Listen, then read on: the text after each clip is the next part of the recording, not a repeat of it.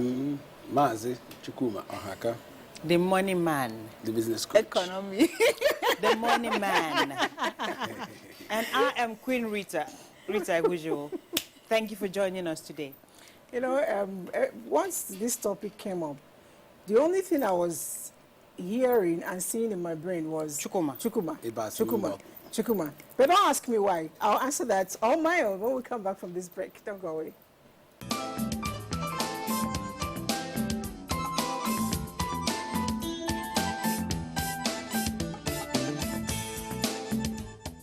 Have you ever wondered why some men cannot finish using the towel and just hang it back somewhere in the bathroom?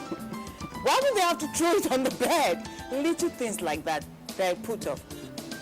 Have you ever wondered why a grown man with a wife and kids will go to the toilet, the lavatory, to ease himself, to do number one, to pee, right? He takes his seat up, he flips out that thing. The moment he starts peeing, he flushes the toilet, right? The toilet does its own bit. The flushing is done before the pee is done. And 10 liters of water is wasted. The pee is still there. Oh my goodness. He doesn't put the seat back down. He doesn't reflush. He doesn't wash his hands. He walks away. That's why I don't like shaking men, by the way. There's a particular thing we know many men to be very, very guilty of, and that's throwing their shoes and stockings all over. Maybe men are going to be better, not throwing it around, but they can just, there's just someone that have those smelly feet and keep it for you in the living room. Women don't like it.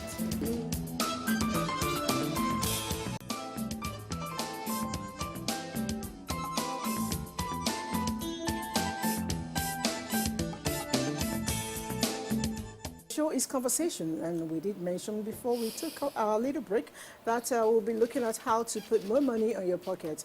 And if I interpret it right, it is the ease of doing business. Now, business has been described in my very mundane language, using money to chase money. Am I right? Okay. Or are there more to it? Using money to chase money. Using ability to chase money. Okay. Using resources to chase money. Using resources to chase money. Okay, so it's not just money, resources. What are the resources when we talk about? It can be your brain, can be your time, it can be your... It could be your network. Yeah, network. You know, most times people don't know that network is money too. Network. This is Network my is money money. right here. My is network. money. Network is, they always say that your network is also Your net worth. Okay. So it depends on the kind of friends you gather around yourselves. If you put millionaires, I just saw that joke. If you put millionaires together, if you are in the midst of 10 billionaires and you're not a billionaire, you'll soon be the 11th billionaire. But if you're in the midst of 10 touch rights, no matter how big you are, they are going to be the next 11 touch rights. So it's like that. Money attracts money. Is it that these people are going to contribute to your purpose, or you're going to work towards it? How does it work? Is it two-way, right? It's about when big people, you know, when you are with people, the kind of information you'll be getting from them would ginger you. The kind of discussions you'll be having with them.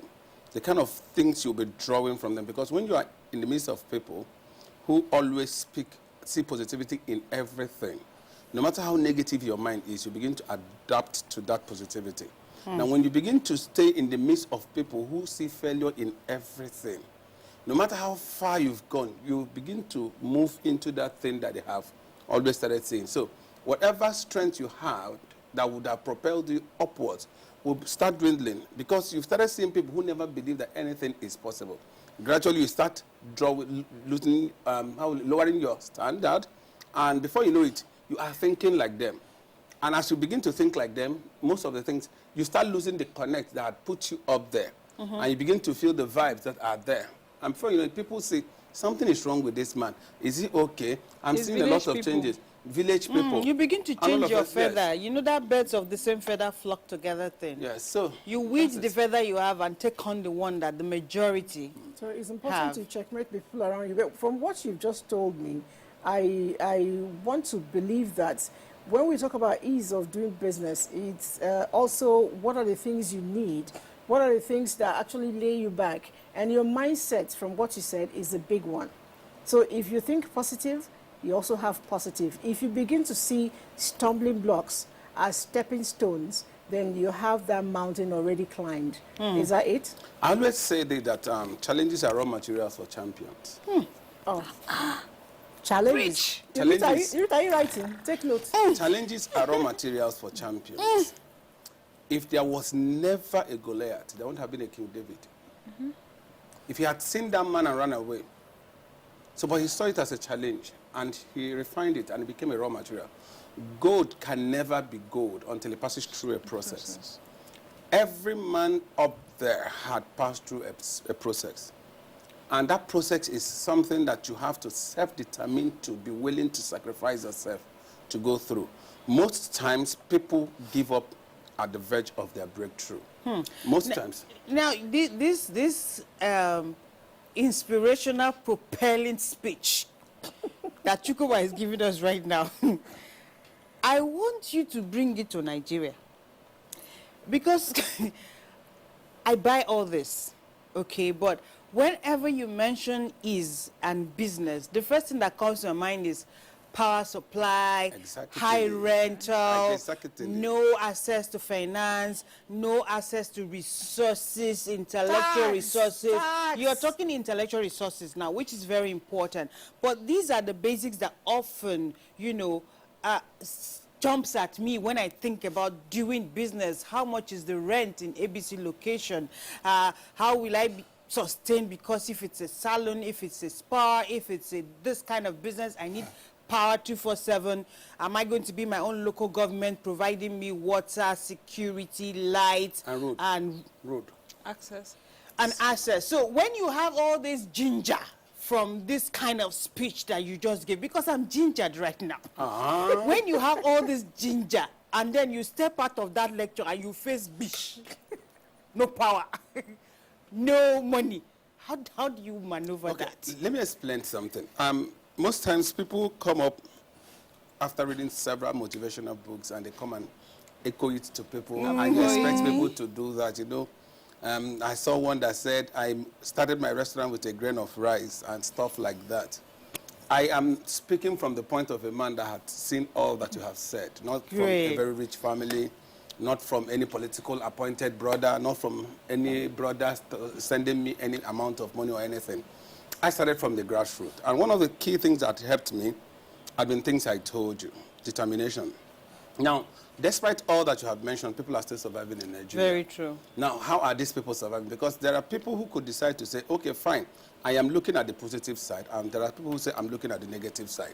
So it depends on the route you want to follow. Despite all these challenges, people are still making money, people are still surviving. But the most critical point of it is that, first, you say many people have also said, I want to survive. Yes, I want to survive. Do you have all that it takes to survive? How many times are you willing, when it throws to you and you're willing to accept it, to refine it and bring it out? Because sometimes it throws to you and you remain on the floor. You take it and you don't know what to refine on it. I could give a real-life scenario. It's a story that had happened to me, and I always repeat it because when I repeat it, not because I want people to clap for me, but because someone else might be passing through that. I was working in the financial service industry, and at a point in my career, there was a kind of setback. Things weren't working during the banking crisis. I lost my job. I was heading a region, and there was no money. And the little I saved, because then you were encouraged to borrow to invest in shares.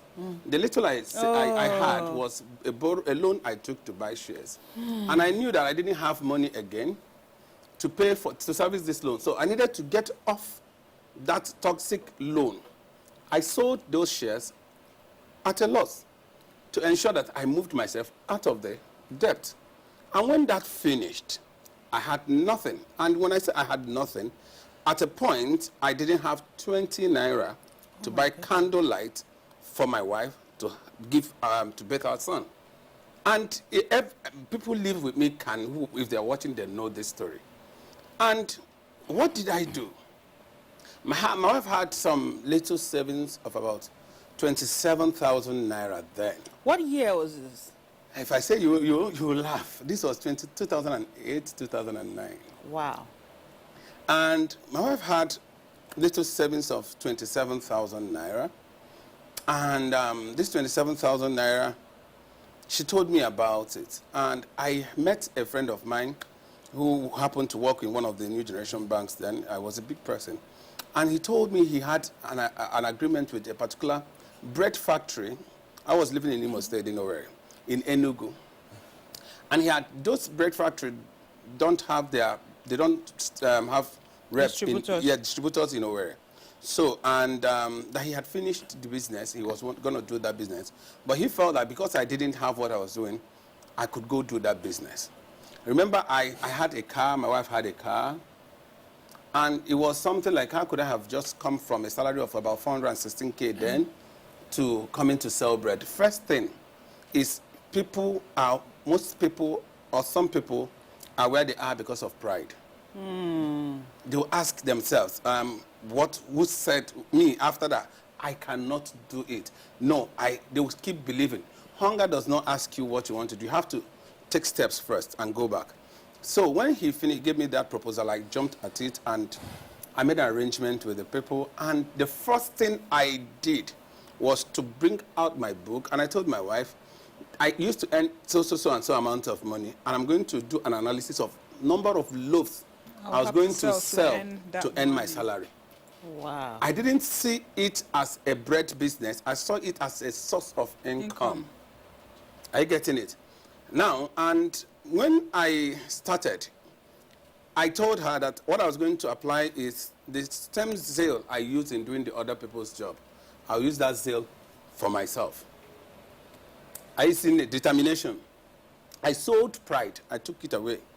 I removed the coat of a big man that used to have impressed. I'm sure by this time the coat has actually been bigger than you. No, You would have shrunk yourself, and then the coat is You know the now irony bigger. is, when I lost my job, I was thrown off balance. And you started binging? I begged eating? them to keep me to work for free so that I can have a place to go.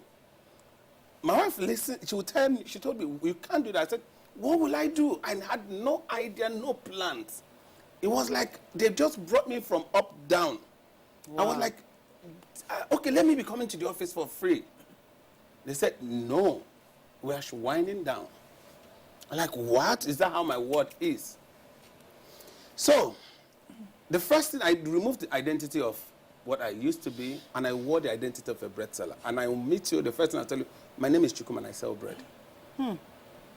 People mocked, people laughed at me. I told my wife that I designed a format where there is a crowd. There must be people who eat bread. So I designed a market format. I drive my car, I drive my wife's car. She drives her car. So we'll bring the bread. We started using our cars to sell it, use our boats to sell it. I will go to FMC, State Secretariat, and we'll do the supplies. After supplying to some supermarkets, in the evening, we'll park at a very popular junction near our house. Then we'll be, like, these people will just be passing, "Hey, bread, come. We'll just put bread and come and give you." But I had a focus. And do you know the funny thing? From bread, I was making 300 and something thousand a month. Wow.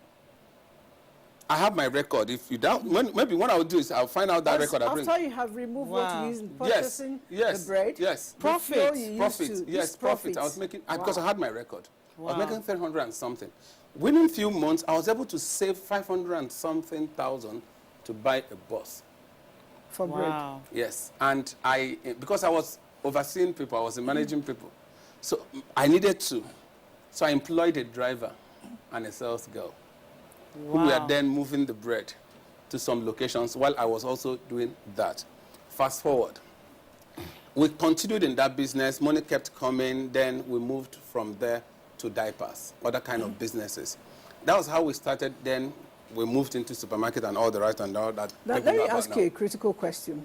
The bread business, you were not the one baking, so you didn't have issue with lights and all that.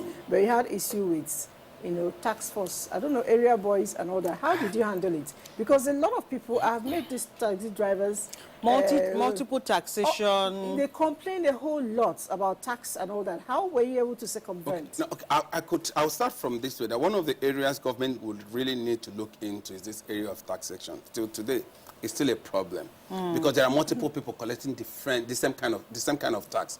This person will come and say, "I am from ABCD," and you see that they are related taxes.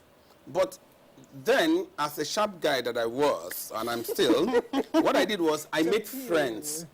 I made friends with the task force people. I still have their numbers. If I just bring out sometimes, if I type emblem, I'll see their name, they'll come. And I still talk with them. I made friends with those guys who were because I was on the street, I was on the floor. So the man that is on the floor needs not to fear anything. I needed to survive.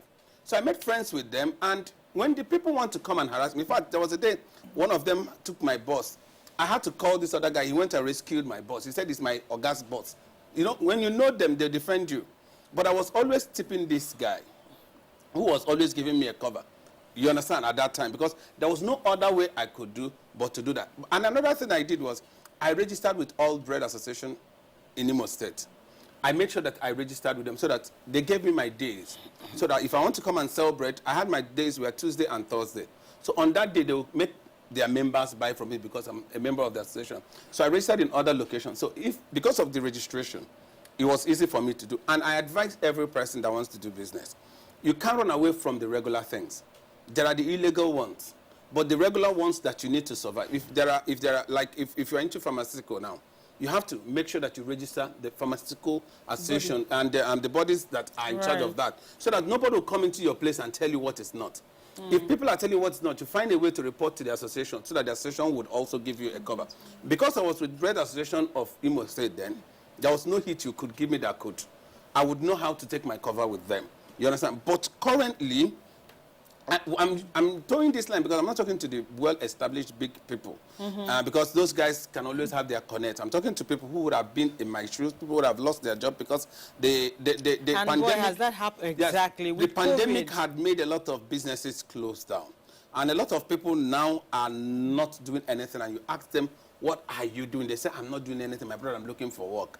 Now, if you have to get something, you have to take aside. Throw away anything that has to do with pride. Throw away the spirit of trying to dupe people. Because one of the things that worked consistently for me was the ability to be accountable. I made sure that the people that were supplying me, I was paying them. Now, if you are going to work, or if you don't have money, I've always said this.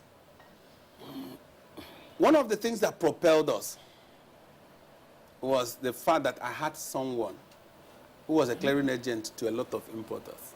A lot of what? Importers. Okay. And at that point in time, he knew that he could vouch for me. And he vouched for me. That's where network comes in. He told someone. I didn't have capital. If I tell you how money came in, I had a friend who told me about his friend who also lost his job from the bank, and they paid him huge sum, 5 million. Then it was a big amount. And the guy was like, it's still a big amount. The guy was like, I don't know what to do with this money. And he had to take out 1 million. And this, my friend introduced me to these importers, and one of the importers asked me, can you raise 5 million? I said yes. I didn't have anywhere to raise 5 million. And I came back, I told this friend that, can you imagine this man asked me if I can raise 5 million? He said, what is that? I said, what will I say? I said, yes. Now let me be trying and see if I can raise this money. He said, okay, so-and-so person has 4 million. I said, he has 4 million. I said, yes. I said, 4 million, 5 million minus 4, that the man will collect. We entered Calabar because the guy imports through Tinapa, Free Trade Zone, yes. We entered Calabar. I went and told my friend, I have 4 million. He said, fine, let's go. What you would see from me is positive. Everything about me is positive. Everything was possible. For as long as it was legit. So that spirit of positivity is key. Everything about me was... business. I'm sure people who know this story watching would tell you this is true. As in, the positivity in me was extreme. In fact, sometimes I ask myself, where did you get that energy from? I got to Calabar, we met, and I was talking like one big man. The man didn't know it wasn't my money. How did this guy trust me to give me 4 million? He had known my track record. That's where trust is important. People always destroy their future in trying to do some minor few things that means nothing. I told this guy, it's the guy that brought the 4 million is not my friend. I told his friend, who is my friend. And I said, okay, you can invest this 4 million. You've seen our track record of our business. We've moved from bread to diapers. In fact, at the point, I used my son's picture for signage for our diapers, then into this warehouse now. So you have seen the track record. We now need to expand, but we don't have enough money. But if you give me this 4 million, I'll be giving you a particular amount of money every month. Any day you need this, your 4 million, give us 3 months notice. We'll be able to give you back your money. The guy said, no problem. The first month, we gave him the amount we agreed. The second month, we gave him the amount we agreed. Then we took this 4 million to this man. I told the man, so I couldn't raise 5 million, but I bought 4 million. If you give me your goods in so and so period, I'll be able to give you the 1 million. The guy said, okay, pay the 4 million into the account. I paid the 4 million into the account. The man supplied me goods of 16 million. That's called distributorship. 16 million. Hey. And business chart. To be honest, Okay. Auntie Lizzie. you know, Mr. Chooks, yeah, I feel like my own generation of people will be like, that man is just talking. He's just talking. Yeah, I know he has mentioned 2018, but I'm like a living testimony of a recent, you know, I had a conversation with someone who happens to be a big man in power, and I said, I feel depressed. And he said, why? I said, because I'm seeing so many girls in Abuja, young girls like me, who have big cars, you know, have plenty money. And I want my own money. And he said, Enobong, stick to your story. He said, Enobong, I have known you long enough. You have a track record. Stick to your story. For me, I'm not a billionaire yet. I don't have his kind of money. I don't have his kind of connect. Have money. But I TV. have I don't have a money. story to tell somebody who is willing to try. You know, I finished university. Before I even went for NYSC, I entered Balogun. Okay, I told my mom, I said, I needed money for this. Everybody around me, I said, I need 10,000 naira from everybody. You know, and I raised, I think it was 50,000 naira. Then I entered the night bus, went to Balogun. That's how I started selling clothes, you know.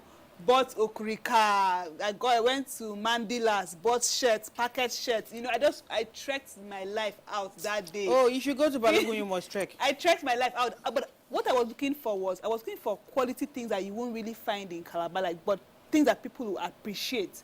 You know, I bought perfumes, I bought stuff from Balogun because I didn't really know my way. That was my first time. My mother is not a businesswoman. Nobody in my family does business. I don't know where I got my own, you know, instinct from.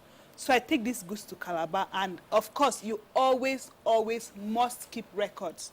Because I have my records from my first business till date. Wow. I have my records. I don't joke with records. I have my records till today. The people who are owing me from that time, I still have their names. Pay up. Till now, but it's fine. Use an opportunity to announce their names. At least I'll break a lot of tables. You know, On so national TV. it was easy that because of ignorance, I would buy a purse for like 700 naira and sell for at least sometimes 35. Of course. 4,000. Because of information, I could sell it. I can sell a human being, to be very honest. Okay, we're not for sale, for the record. So that was it. And then I started making it. There was money coming in. And then my friend was like, no, the new thing that is raining now is makeup. Oh, how far? I said, I don't do makeup. I used to be tomboyish. Or leave all this packaging and make correct, wear your face cap and be going. You know, so I went, Maud was doing a training then. I went, did the training. And as God will have it, network is what he's talking about. The next week, I got a job of about 200K. Wow. I'm saying this because people would think it's not possible. You know, I didn't have to do so much for it. Me, who was not even experienced in the makeup, because I just finished, what I did was call other people who were experienced. I said, come and do the job. I'll give you so and so cut. Come and do the job. And what I did was learn from them while they were doing it. And you learn to do So it I kept yourself. learning, you know. And for me, it has been that way. So from one stage to the other, to the business that I'm doing now, even though we never blow, you Don't know, but worry. I can say You- consistency.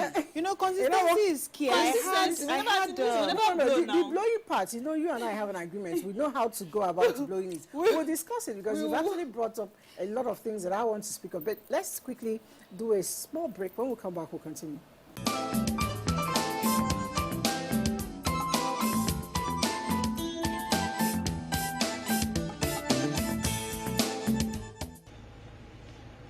I know this is not just me that this thing is happening to. It's happening to a lot of business owners in this country.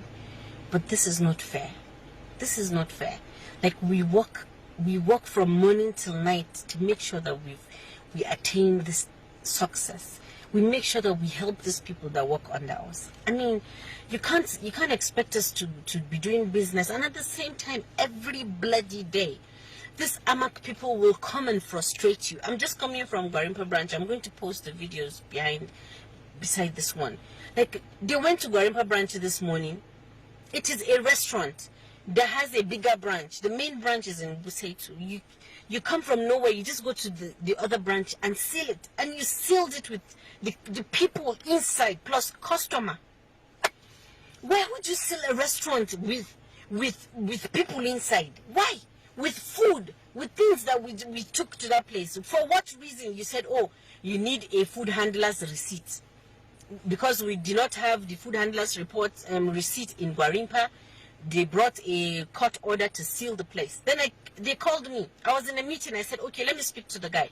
I spoke to him and he said, madam, it's either we lock it up or you give us 250. And I was like, I don't understand. I give you 250. Where the hell will I get the 250 to give you? Every bloody day you come with different receipts. I said, sir, we've paid for this. The receipts are in the main branch. Could you come to the main branch or can you wait for them to bring all the receipts? Before I opened this restaurant, I went out of my way to do the right thing, to get all the receipts, every single thing that we need to register for. I went out of my way to get them. I registered for them. Last year, I did the whole registration. We paid through Remitter. Then they keep coming every day. When we show them a receipt from the remitting thing that we did, they keep saying, oh, that is not us. This is our own. Give us this. This year, I said, okay, let's do the Nigerian way. Give us everything that we need to pay in total. Then I will give you, there's one particular person that comes, I give you, go and pay everything and give me a receipt. He went, he did that, they gave us all the receipts. They said we have to do tests for all the stuff. I took my time. Almost 100 people, almost 100 people. I took them, all of them, batch by batch to the hospital to do tests. The results are here. That is food handler's result. We have it here. Just wait for me to come. They'll shut down the place. I was in a meeting, I couldn't go out for 4 bloody hours. You shut down a place with people inside. Then you tell me it's from the court. Which court order will tell you to shut down a place? Then it's either they shut it down or you give them money. Why do we have to bribe you to do the right thing? Why? It's so bloody annoying that we have to go out of our way to constantly work to provide for people that the government is supposed to provide for. But we take this responsibility. More than 120 people are working under this restaurant. And then you bloody want to frustrate me every single day. I'm just 35. I cannot have peace in doing business. What kind of country is this? Dan Allah dan Nabi. What do you want us to do?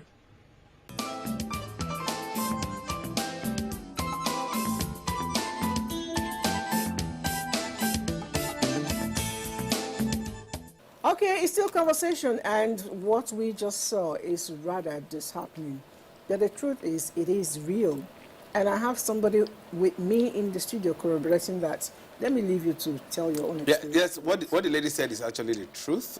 Sometime 2 years back, we kept receiving this kind of message, several pay this, pay that from AMAC. And at a point, it got me here. You pay this, another group will come. You pay this, another group will come. And I told my friends, I said, no, someone needs to challenge this, or else at least someone has to be a voice for the voiceless. They said, how? I said, I'm going to take it up. I'm going to challenge them. So I looked at one of the ones that they called, and I called the number. The guy said he was one executive director, blah, blah, blah, blah, blah, blah. I said, all this title we have, one this title, where's the office? I went with my lawyer. He didn't know I was with a lawyer. So I said, sir, you said I should pay 700 and something thousand for. He finished that we have not done fumigation. I said, sir, for corrections. 700 and... I said, for corrections. For I said, for corrections. I said, I don't do fumigation for you. I do fumigation because the business I do requires I do fumigation. And it is in my safety that I do fumigation, not because I need you. He said that I didn't do my fumigation with their own certified fumigator. I asked him a question. Did you tell me, or did you for once come to my office to tell me who your certified fumigators are?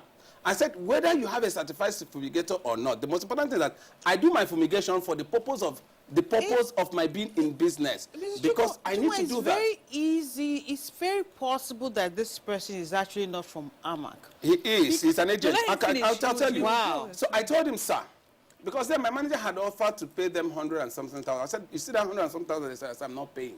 Because he said that for a number of years we have not done. I said, there's never been any 3-4 months I don't do fumigation. Not because of you, but because I need to do that. The guy said, okay, the matter has already gone to court. I said, fine and good. Which of the courts? He mentioned one magistrate court in zone 1 or zone 3. I don't know. I told my guy, let's go. The guy said, okay, let's go now because I know these people. Lo and behold, by the time we got in there to see the registrar, they said they just called your matter. We got in there. What did we see? None of the people that they have listed as people that they are going to come to court. But there was a judgment going on people that were not there. Yes. And I walked in.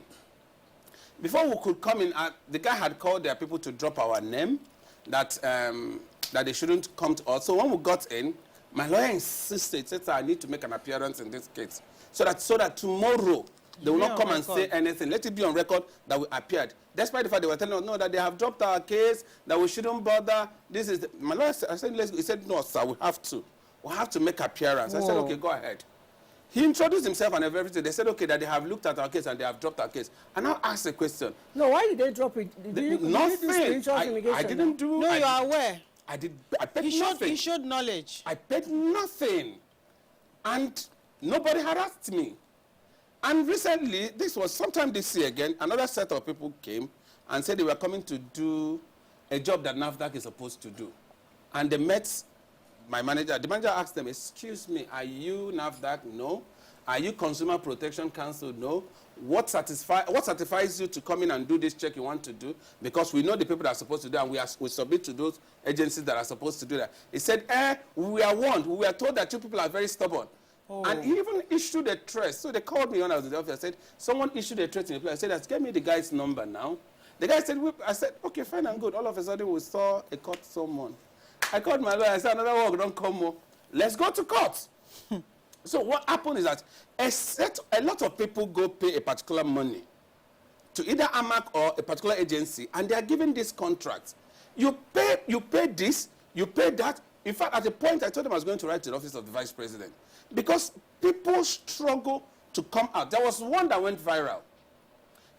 Before the pandemic, before the lockdown, as we were trying to open up, there was one that went around that people are going to pay either 150,000 or 200,000. I think I still have it on my phone before they open their shops. And Liz, it went viral. I was like, how? But they denied it. That's why I asked, I said, is it so possible that they are not from AMAC? Because I saw that one you're talking about. And I actually went to AMAC. I actually sent it to you. So I went to AMAC. I actually spoke with the chairman, Candido. And I said, this thing is out there and your people are saying people should. He said, no, that they are insisting you must fumigate with standard fumigation. And before you are billed, they are supposed to come to see your space. So you are billed according to the size and density of your area, not just blankets, pay this amount. But Rita, so that's what, you know, exactly. So he gave me all those explanations, and I said, okay, perhaps information that is going out is not being properly disseminated, because it's not like if you have a shop, from what he told me, if you have a shop, you must pay 120,000 or 50,000, or it's not cast on stone. They must see your space first. Based on the space, they will determine what form of fumigation you needed as a den before you can then reopen. And I think there were even places that were fumigating for free, like the general market. We saw the FCT Minister of State flagging off fumigation in those areas. So, you know, with someone like you, what we can get from your story is that it's important that people are informed. Information. Yes. Because with information, they will know what I always tell people is this, not about being informed.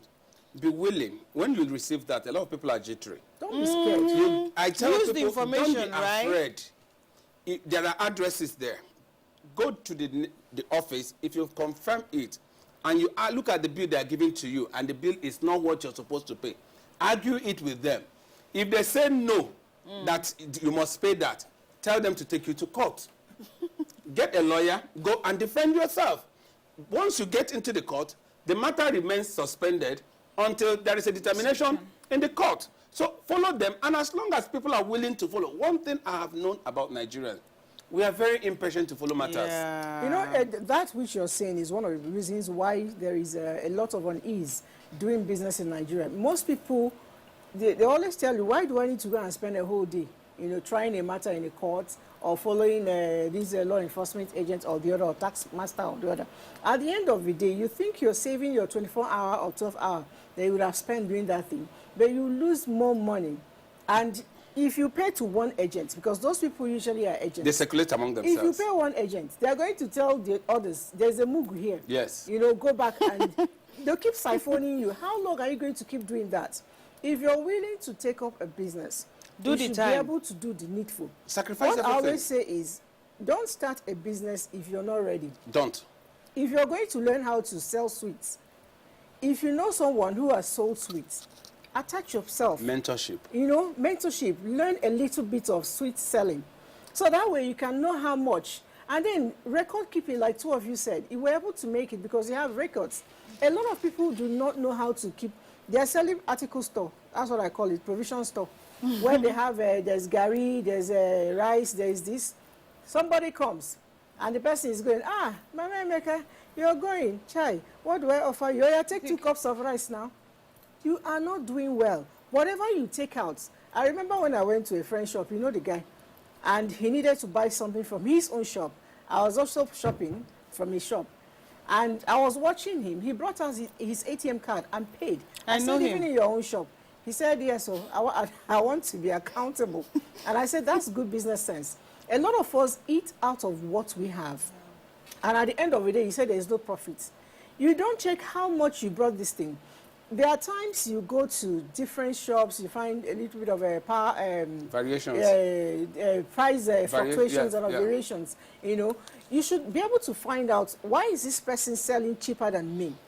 That your goods is in the market. Try to do, a market survey. I went into a company that produces a fizzy drink, and I saw the opponent's kind of drink on the marketer's table. And I'm like, are you drinking this? But looking at the state of a drink, he wasn't drinking it. What they do is to analyze their opponents and find out what they are doing better than they are doing. So if you're going to do business and flourish, you must be able to keep your opponents very close. Very true, Sister Liz. Speaking of ease of doing business, I think people, another problem that we have in this country, apart from the tax, the different challenges, is really starting the business. If you look at the news, if you follow the news, the information that we have now, you have Bank of Industry, you have NISAL, you have all these people saying, okay, access to loan to even start the central business, bank. you have grants, you have this, you have that. So somebody's sitting down in their house and saying, okay, there's access to funding, so I'm going to go and rent a shop and start a business. A friend of mine told me, go to Access Bank, they're giving loan to women to do business. So do a business plan, and me, before I even did my business, started my business, I had done a very intensive course on business plan, did my 42-page business plan, very detailed business. I was ready for the market. Shishi, I know get. I went to the bank, and the lady kept me there waiting, and she came. And she said, can I see your bank statement for the business? 1-year bank statement. And my question is, how am I supposed to give you a 1-year bank statement for a loan I want to use to start a business? I said, oh, for you to access a loan, you need to have an account with us, and then you need to have a 1-year, bank statement. So the thing is, I don't know. So how are you supposed to start the business? Okay. Get the 1-year bank statement and then access a loan. If you can do that, then why don't you just... Let me explain to you. Every bank is not keeping any money for anybody. They're not exactly a charity somebody's organization. money Exactly. that they are going to give you to support you. So if they are not sure you're going to pay that money back, if Lizzie deposited money, they will give it to you at interest, with an interest. And from that interest, they will service themselves. If you're not paying back that money, Lizzie will not be able to withdraw her money. And they need to prove a track record that you have done this business to a certain point, so that when they give you this money, it will push you up. You ought to start first before you go and collect loan. people run quick to collect loan. You don't use loan to start business. Information. You see, that's the issue of information. There's Information. something. Don't use loan to start business. I'm not going And to. Rita, to be honest, it might sound the like person a who told me promo. about this Access Bank loan. Do you know what he told me? He said, I have a stake in that loan. Story. So when you get the loan, you will give me 2 million out of the 6 million they will give to you. So you already have an amount that you are going to get actually. if you want to make things like that work, you might want to you might want to look at the Smithan or even Abuja Enterprise Agency. Because information is key, and I have done a bit of research on that Abuja Enterprise Agency. I know that if you walk in there with an idea, genuine idea, you can walk out with a business. I've partnered with them once. I know that because Money or business? business. Okay. Well, business is not always money. That's the point I'm trying to make. Money inclusive. If they can tell from their conversation with you, from the plan, that you do have a plan that ABC amount can see through, and they can monitor you, they will give you money as well. Okay, now let me But explain. you have to prove Let me explain something. that because Nigerian it is- factor comes no, into no. that. Forget wouldn't- it. I'm not French. I'm not a French. Yeah, I'm well, a Nigerian. I'm a Nigerian guy. Leave I've Nigerian not seen factor that. thing. I've never I've benefited from BOI. I didn't Okay. know anybody. They saw track record, and they saw track record. They support. that's important. So when you go to you have to get a track record before you get money. Nobody's willing to give you any money to go and do trial and error. What if you fail? Money comes. My friend used to say that. He said, "Worry man, you know you're from that side." He said, "When money there on top tree, now money you go use stone them down. Money will always bring money. If you have a wonderful idea, what has happened in this part of the world is that people have ideas and they think that that idea is going to be successful. The fact that you've not put that idea on a test case does not mean that it's going to be successful. And the Many idea is ideas not unique to you. Many ideas have come up and died. So the people you're talking to, that's why in bank they have risk. They have many, many people there. They have seen this story you're giving to them. Many stories have come. People will come and do packaging. So it's not it. If you have an idea and you don't have money to push your idea, but you could fund your idea through collaboration. What I was trying to pick up from my story. My story has a lot of, there was collaboration. Now, you can't get into business without having a personal integrity. You can't get into business, you must have integrity. Not when people give you money, you can't account for 10,000, yet you want to call somebody to give you 100,000. You can't have someone to come and vouch for you, yet you want to do business.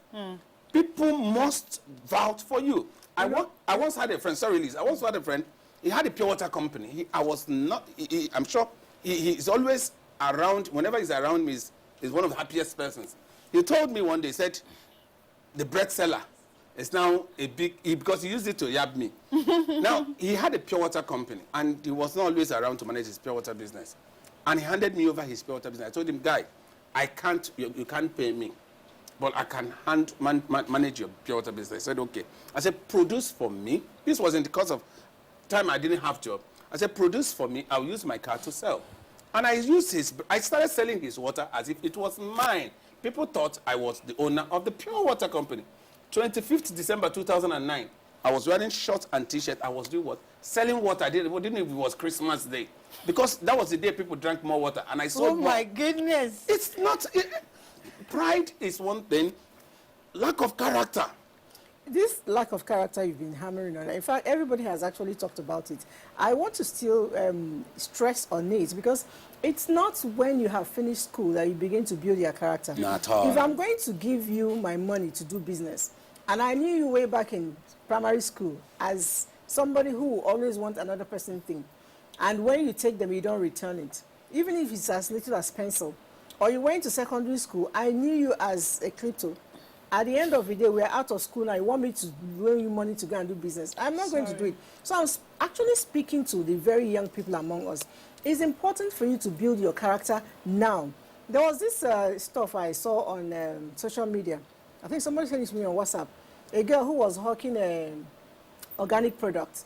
He said, this one, if you take it, your skin will be clean. If you take this one will be this. And at the end of the day, the woman asked her, are you not this person's daughter? She said, yes, it's me. The one that could not pass chemistry and physics. He said, yes, mama.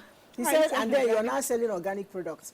You see how this woman took her back to in her days. You didn't know anything about chemistry, and you're coming to tell me which one is organic and inorganic. So what it's important for us to understand that the image you want tomorrow, You start it's today. You know, if you want to do business and succeed, if you want people to trust you, it is today. Even the communication and information you're talking about, for you to be able to know what is happening around you and know which door to go and knock and say, okay, I'm being billed and this is happening to me, you'd have exposed yourself to a whole lot of things. I see young people growing up, they're on social media just looking at who is dating who is cheating on who is wearing what, and what is in vogue. Meanwhile, the same social media will tell you the SMEs where you can get help. It will tell you where you can get mentors. Can It also can tell you, sorry, it can also tell you the sites where you could go and access funds. Funds. There are They're all donor there. agencies that will support your idea, not banks. So if you go to those donor agencies, their sites, they'll ask you some questions, and they'll be sure, they'll follow you through. Tole Elumelu Foundation also gives free funds. Exactly. So when you have good ideas, it's not the bank you run to. The interest rate will choke the business. So I think we should go extra mile. As much as we plead on government to provide the essentials. Yes. They are trying, and I want to believe that with time we're going to have stable lights. I don't know whether they are trying, Sister Liz. Because I love the fact that we have hammered a lot on what we can do as individuals to motivate ourselves, to make sure we have information and to be equipped so that when we do get the right environment, we can thrive, or thrive in spite of our environment. But we cannot run away from the fact that the environment needs a lot of work, because that's part of what the international bodies use when they tell us that our ease of doing business index is dropping, is because they see daily that foreign businesses are leaving this country because their production rates are getting higher, because they have to spend more, they have to provide their own power, they have to make sure some of them have to make roads to where their factories are, because the vehicle will go bad if they keep plying bad roads. So we can't run away from this fact. Depending on the level of business that you're doing, you may be able to survive it. But for you to go big, if your trailers keep getting stuck on Lokoja, which Okene Road 247, your products will not get to where it should get to. That's why we have, vegetables and fruits getting damaged between Benue and Abuja. We are losing a lot economically, but so the government has a big role to play if we must grow economically and talk about, the ease of doing business. We can't run away from it. That's the truth. I always say that government has no business in business. Just provide the environment. Government has no business in business. A lot of these things that Rita has just mentioned are things that are having bottleneck because government thinks that they are the ones that are going to do it. All you need to do is give the law policies and make the environment flexible for people to come, and you see things work out. I will always repeat it anywhere, that Nigerians are the most hardworking people I've ever seen on earth. Nigerians are the type that would survive at any place you put them. But a lot of things are choking people. Imagine now someone, I was talking my story, but now let's fix facts now. Someone who has money to buy a machine, and all of a sudden, that machine that he had collected his savings to buy, he's dependent on electricity. And he can't afford to get electricity. And he collected clothes from Liz, you, and he promised that he would deliver tomorrow. For 4 days, 5 days, he hasn't had light. How will he survive? Wouldn't that person have frustration because he has a machine? You would say he doesn't have a machine. Wouldn't he try to commit suicide and die? Because a lot of things are frustrating. You see people who also come up because of insecurity. They can't go to their farms again. They can't go to their farms again because the fear of going there to cultivate and coming back alive has choked them up. Are you talking about the roads, like she mentioned? Someone had goods coming in from Lagos. Because of the bad road in Lokoja, they stayed for like 2 weeks. The guy lost a lot of money. And it's not even, if I tell you, you will laugh. Do you know a cosmetics person? Because there are some kind of these cosmetics that are not exposed to sun. Yes. The guy lost huge amount of money. This person, are you trying to say that this guy hasn't done well? So if government is going to talk about ease of doing business, there are areas they should look into. I don't see why government should be the one doing roads. Give out these roads. Let commercialize a lot of things. Put all gates, People will become rich now. People will make money from it. Get some things People to people. like Chukuma Lift some will things do to one people. road and put toll gates, like 3 places. It doesn't matter. I'll be willing to pay toll gates. I'll be willing to pay toll gates if the road is good. You will spend less Please, I'll be willing to pay toll than gates. if your vehicle gets stuck in that Of road course. and you can't get your goods. I'll be willing to pay for From toll one gates if to the road is good. to the other, if you are sure of security, you're sure that you have a good access. Well, Of how course. much is the price? Because you're going to make, your turnaround time will be more. And good roads will reduce insecurity on Of the road. course.